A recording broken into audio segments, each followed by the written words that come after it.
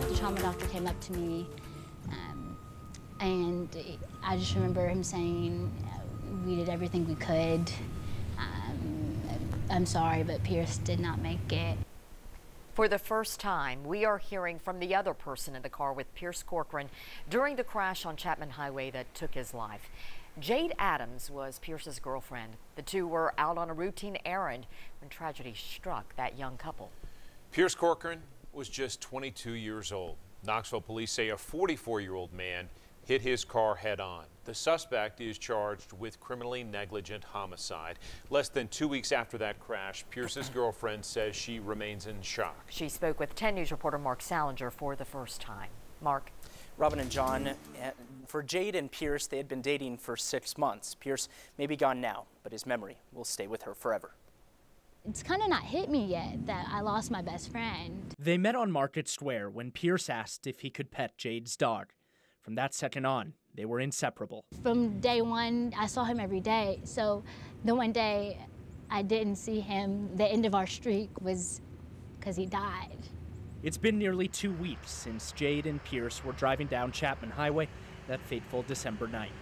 She doesn't remember much about the crash, only seeing her boyfriend fighting for his life as they both lay injured in the grass on the side of the highway. Looking at his car, I screamed his name and I said, "Go help him, go help him." Bystanders rushed to help.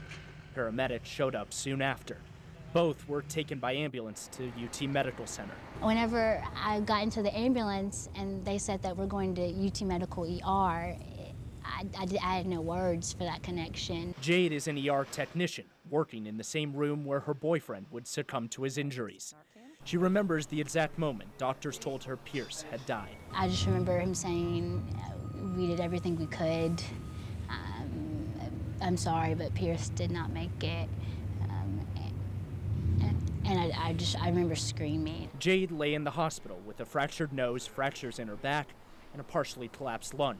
Her mind was on Pierce. It's something I just never thought I'd have to experience or go through or, you know, like be a part of. So it's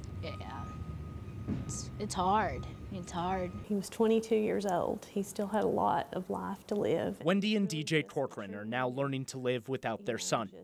More than 1,000 people showed up for Pierce's funeral.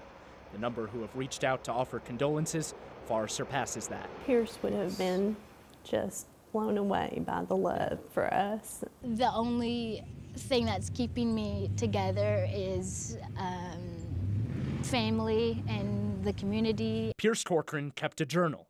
The first quote etched into the first page read, "My actions still matter." For Jade, it's become a quote to live by. That could have been a 50-50 chance that one of us couldn't have made, or both of us couldn't have made it. So I am going to live my life for Pierce. Life is fragile. The difference between life and death is often as wide as a double yellow line running down the middle of a highway. For all who loved Pierce Corcoran, what's left now is to never forget. I just want you to remember, remember Pierce. Jade was in a wheelchair for much of the time since the crash. She returned back to school to finish her senior year. She says that's what Pierce would have wanted her to do. Robin and John. Mark Salinger on that story.